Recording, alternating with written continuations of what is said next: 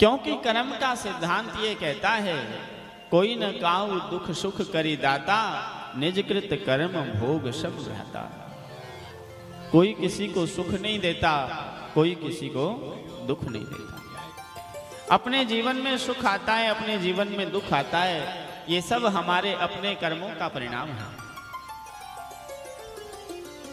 और दुख सुख भोगते हुए आदमी को अत्यंत दुखी नहीं होना चाहिए, सुख भोगते हुए ज्यादा प्रसन्न नहीं होना चाहिए। आदमी के जीवन में स्थिति स्थिर बनी रहनी चाहिए। कहा कि कर्मवाद पर यदि विश्वास करूं तो कर्म तो ये कहता है, जिसने जैसा कर्म किया वैसा ही फल होए, बोया पेड़ बबूल का तो आम कहां से हो। मेरा कर्म ही ऐसा रहा कि मेरे 3 पैर कट गए, तो आपको रोने की आवश्यकता नहीं है, क्योंकि मेरे कर्म बुरे थे तो परिणाम बुरा है, और कर्म हमने किया है तो भोगना हमें ही पड़ेगा, पड़ोसी नहीं भोगेगा।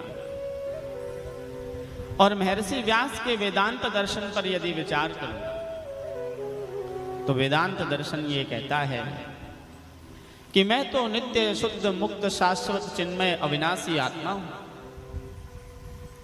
और आत्मा के लिए तो भगवान गीता में कहते हैं, नैनम छिंदन्ति शस्त्राणि नैनम दहति पावक न चैनम क्लेदयन्त्यापो न शोषयति मारुतः। आत्मा तो ऐसा तत्व है जिसको शस्त्र काट नहीं सकता, हवा सुखा नहीं सकती, जल गला नहीं सकता, अग्नि जला नहीं सकती।